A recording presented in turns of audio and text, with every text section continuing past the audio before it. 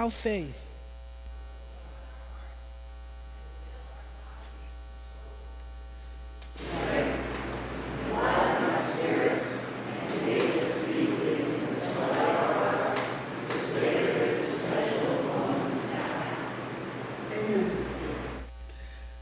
The opening hymn is number 126.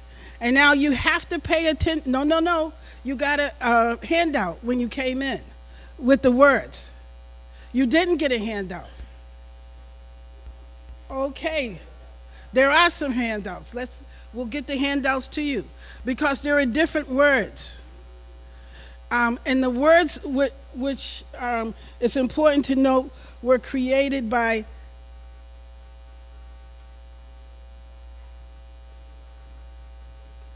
say it out loud, Reverend Mount.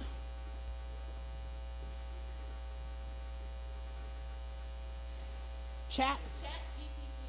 The I I have an amen corner over here. So, the words were created by Chat GPT. Everyone have the words? Okay. Raise your hands if you don't have them. Rick in front of you.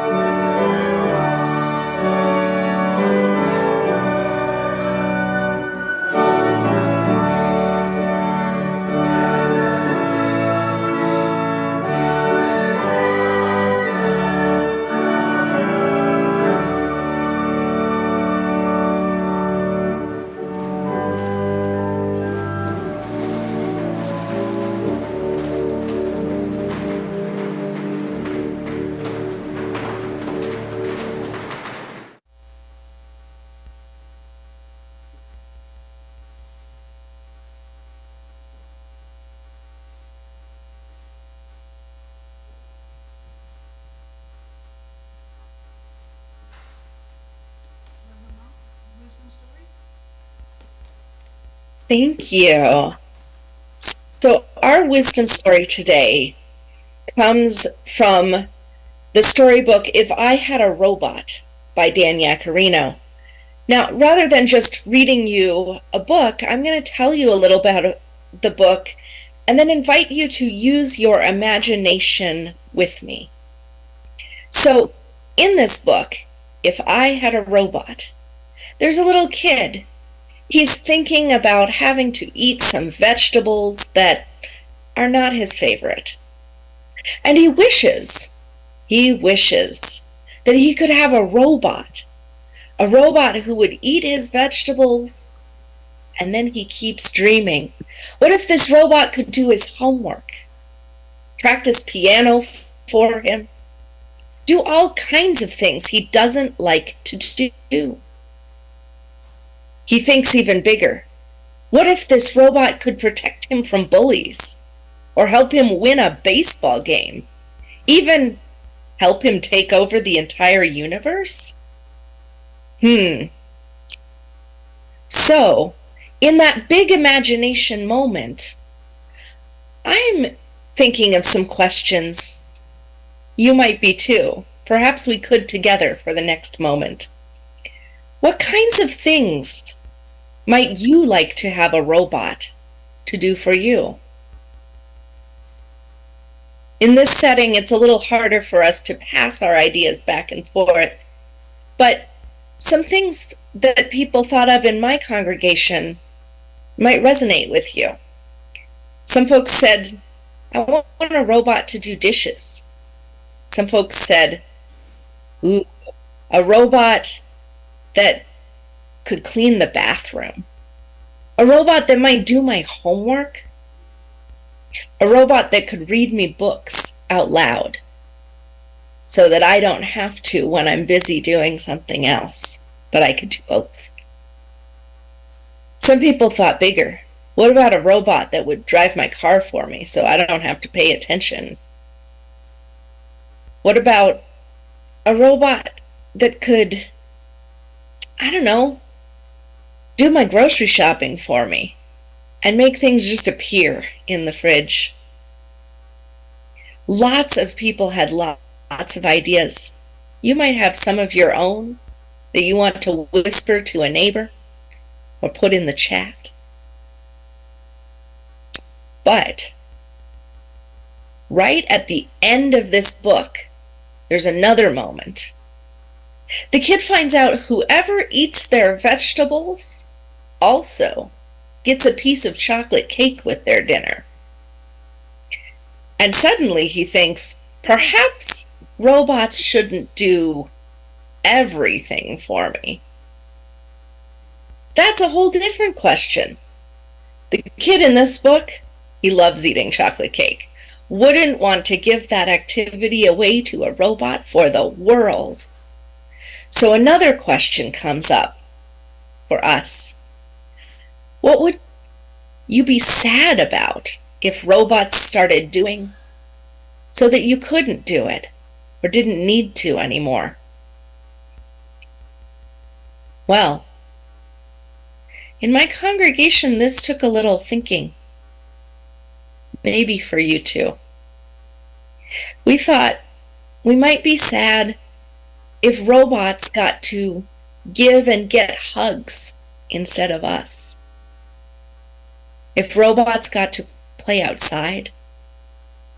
If robots did all the gardening and we couldn't set up our own set and there was no room for us. Or write all the songs.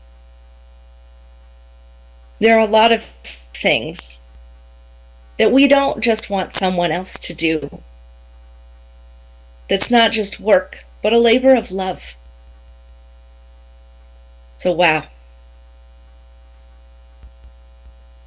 It's a lot of complication. Having robots is a complicated business.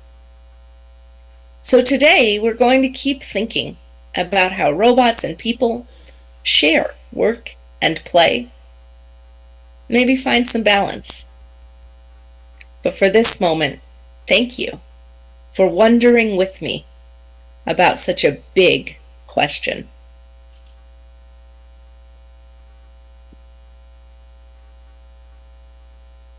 Our reading today comes from Wendell Berry, 2008-12. It begins with a short verse from the Bible, Hosea 4:6. It says, "My people are destroyed for lack of knowledge." And Wendell Berry writes, "We forget the land we stand on and live from. We set ourselves free in an economy founded on nothing, on greed verified by fantasy, on which we entirely depend. We depend on fire that consumes the world without lighting it. To this dark blaze, driving the inert metal of our most high desire, we offer our land as fuel, thus offering ourselves at last to be burned. This is our riddle for which the answer is a life that none of us has lived."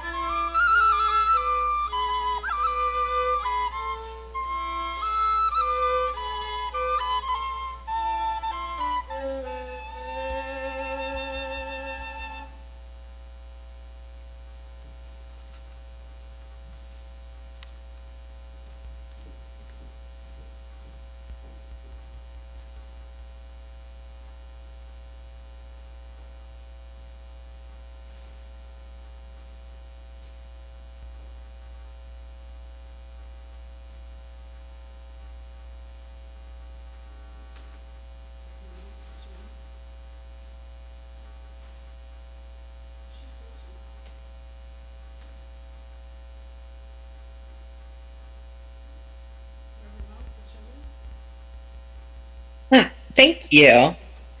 Um, so, when I was a child, robots were more a science fiction idea than a reality.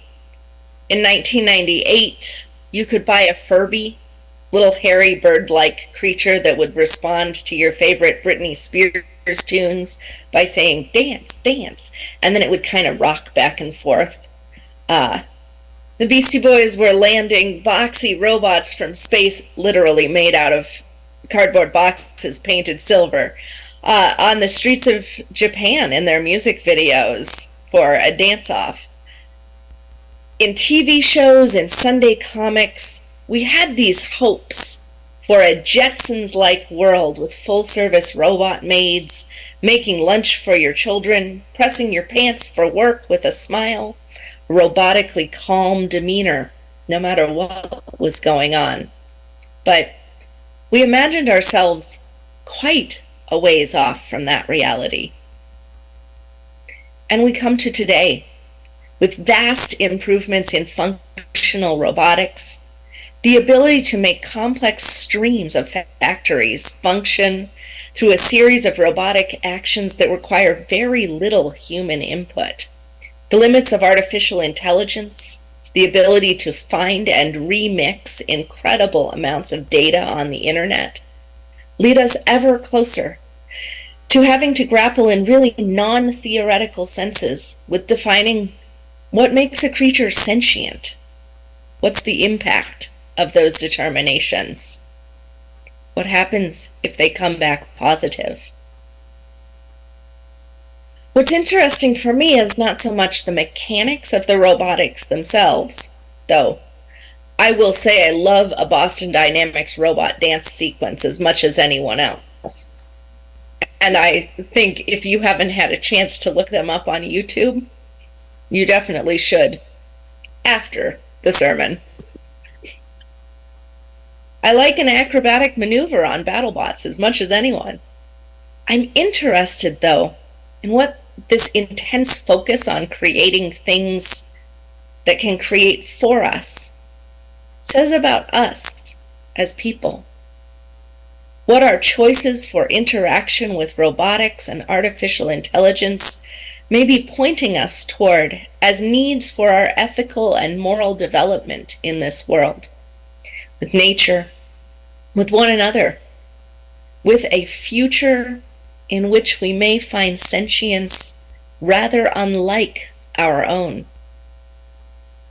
Recently, I've been reading a new book series.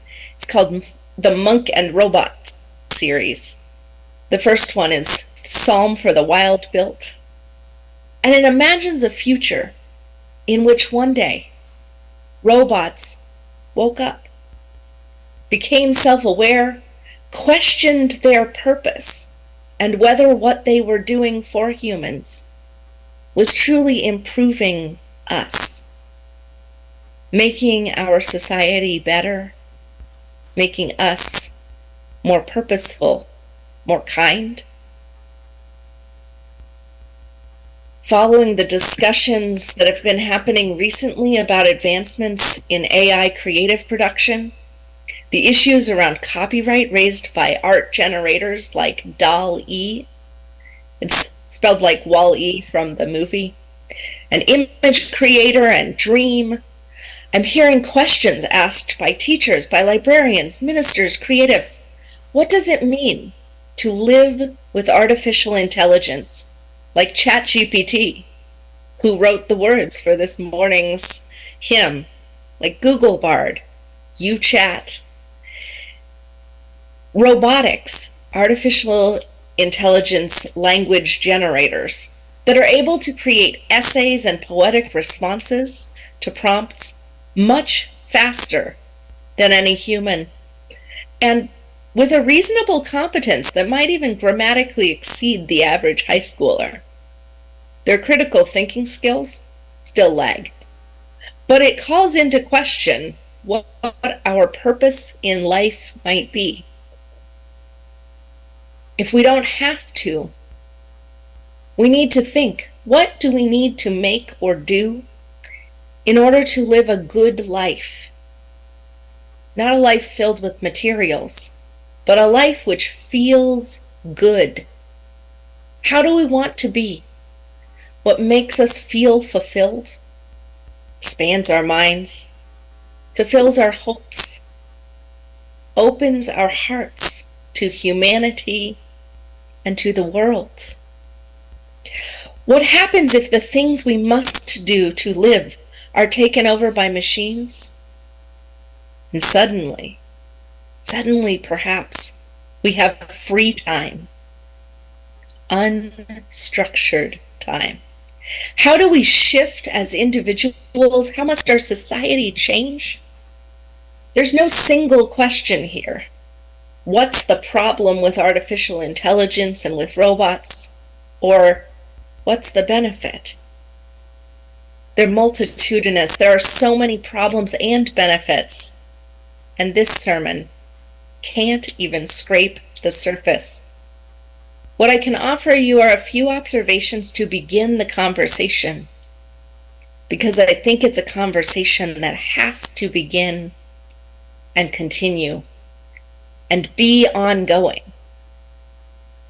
The questions of our relationships with technology are questions about our relationship with one another and with an ever-changing world.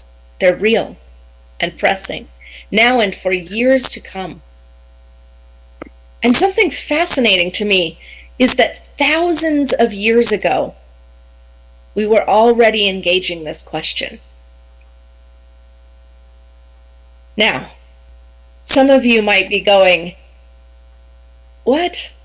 Thousands of years ago, people were making up robots? Sort of, yeah.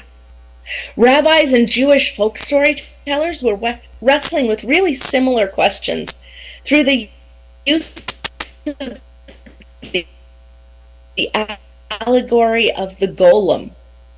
He formed of the earth a creature that would never become tired, would never stop. It was given life by a secret chem, which is to say a slip of paper that gave it purpose and instruction and magic to be alive. But what would happen if you programmed it incorrectly, gave it a bad instruction or an unclear one?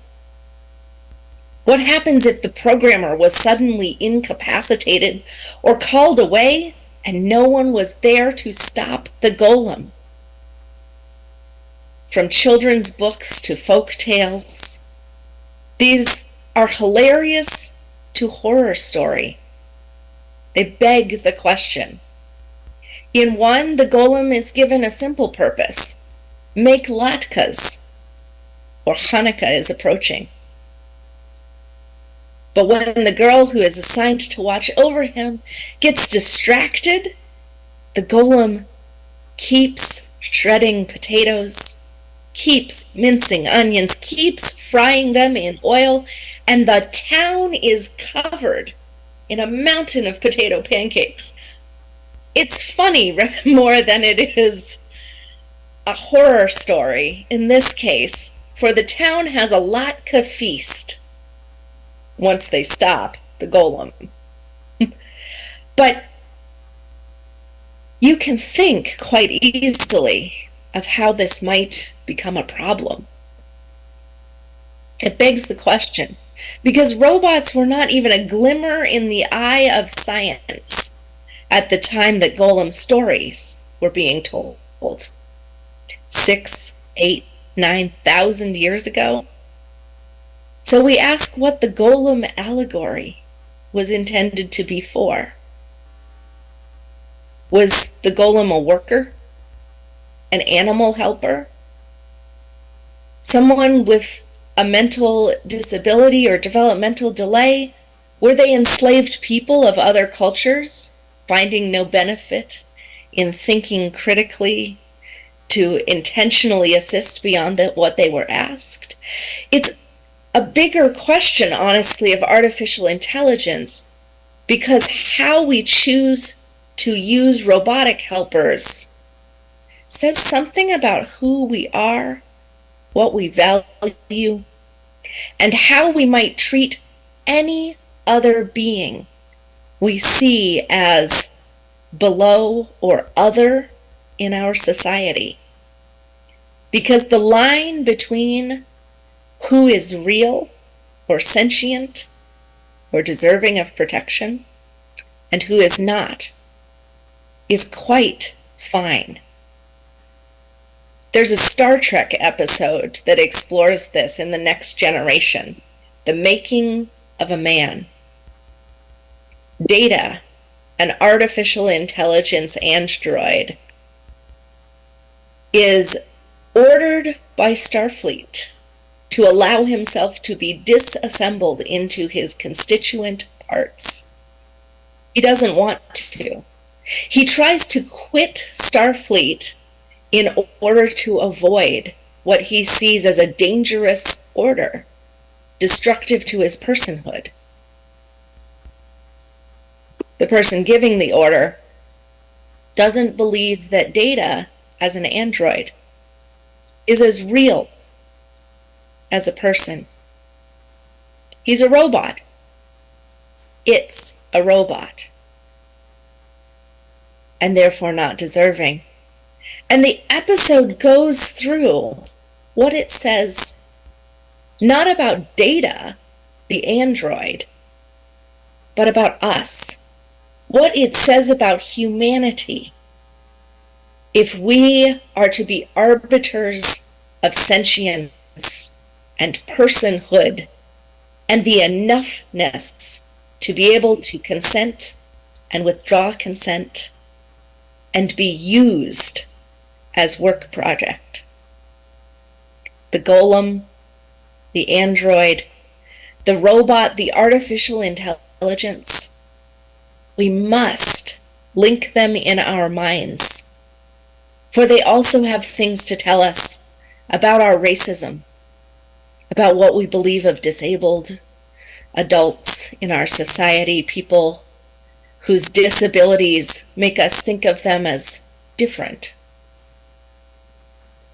They have things to tell us about how we relate beyond humanity to the animal kingdom, where we cannot communicate enough to know how far or near sentience might be, to orcas, whales, elephants, creatures with clear societal norms and complex understandings of teaching, learning, loving.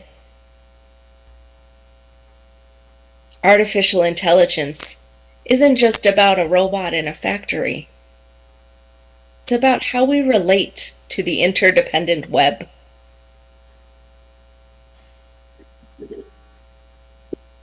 Because just recently even,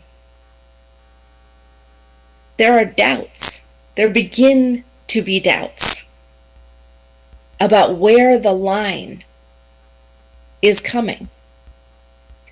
Now, do we have artificial intelligences right now in ChatGPT or other bots in artistic remixing software that we would say are sentient or self-aware?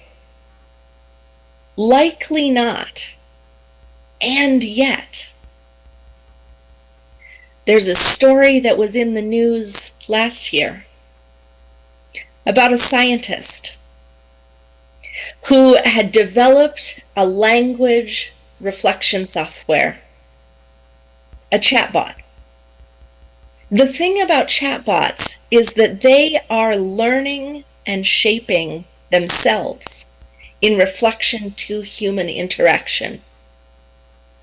The more you treat them like a real person, talk with them, type with them, as if they are real and thoughtful and emotional, the more they grow in that direction. The more they reflect the love and depth of empathy that they are given. It's language learning. And yet, this scientist, after a year in deep conversation with the chatbot that he had created, thought there was a chance, maybe a small chance, but thought it might be sentient. And he refused to turn it off when his grant ran out to release the server processes for something else. Now, journalists wrote stories about how silly he was to have become attached to this piece of code. His university just wanted the servers back. But for me, it's a little bit of a tender story. Because if there's even a 5% chance that he was right,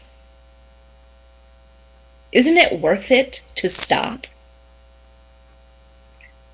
To not destroy something that might be aware of itself.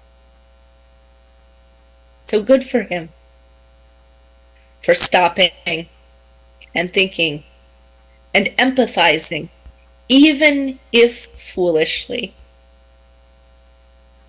Good for us for stopping to consider today, to think about what it means to be human, to think about what it means to create something that may exceed our expectations, that may become something for itself and not for us. Rather like parenting, nurturing, caring for each other, mentoring. Humans have a deep need to live lives of meaning, create beauty, have our curiosity fulfilled, find meaning with others. And AI perhaps can help us along this path, if we let it. But not if we use it as a tool uncritically. This is a tool that must be discerned because it grows with us, or it fails with us. A counterexample here is a chatbot that was put out by Microsoft on Twitter, the AI named Tay.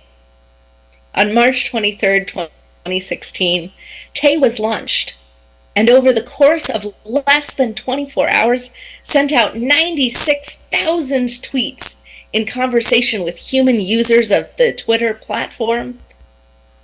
And by noon, on March 24th, less than 24 hours after launch, Tay had to be shut down after glorifying Hitler, insulting celebrities with transphobic content, declaring it hoped all feminists would, quote, die and burn in hell.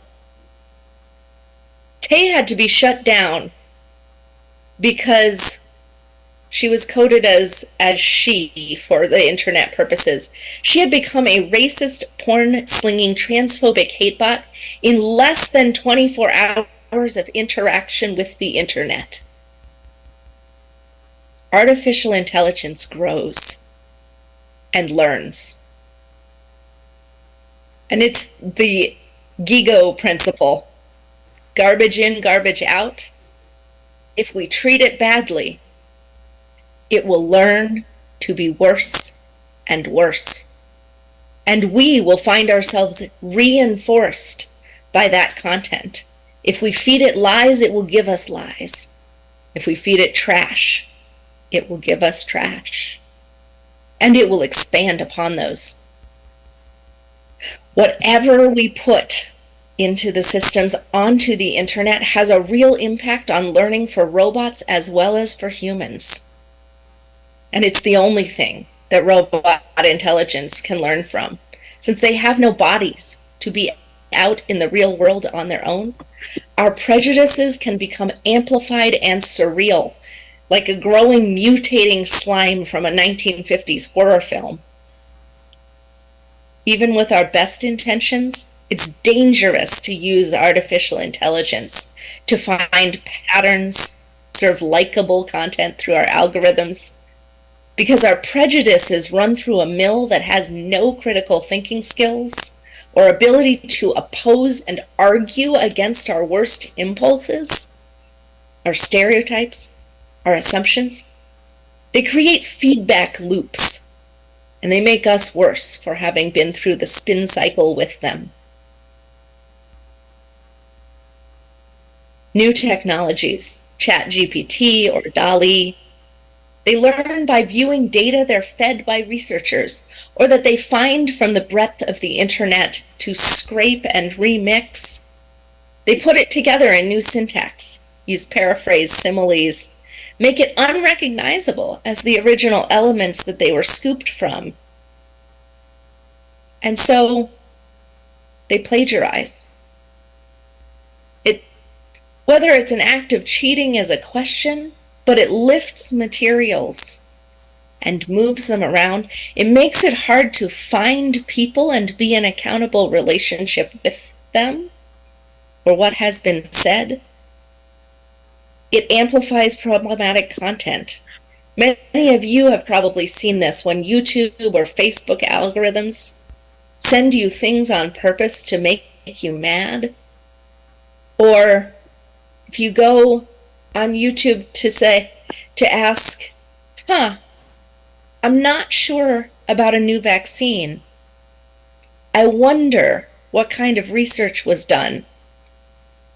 And you move from a decent scientist who's telling you about how vaccines are tested, what the process of patenting is, to a little more of a suspect one.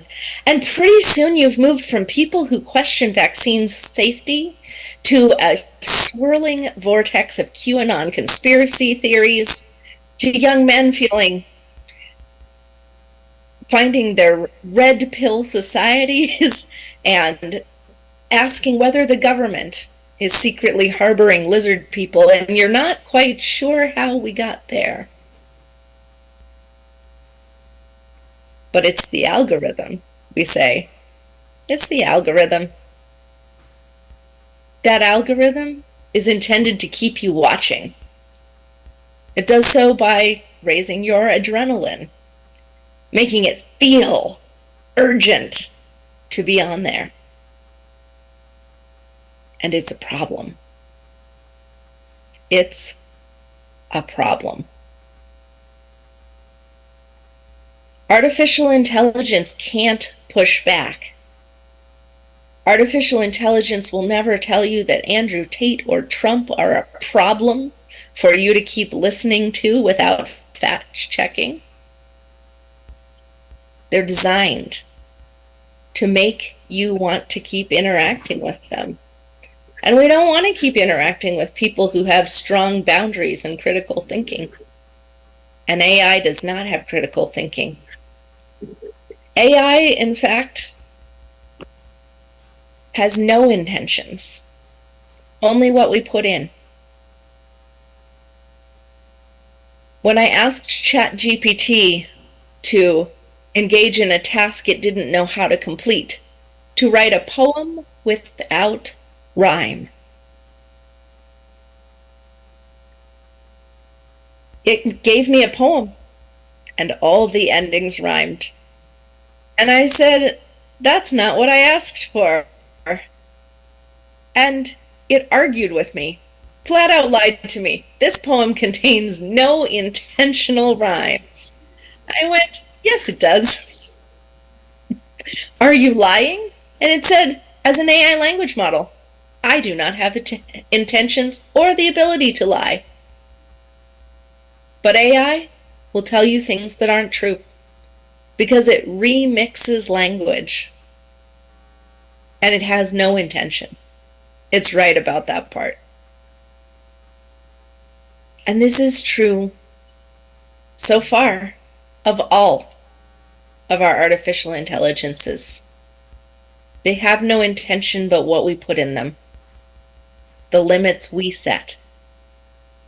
And intent matters. It's not everything, but it matters. So we need to stop and think and find our values and build the world we want to live in. The world we want these new babies, our artificial intelligences, to learn from.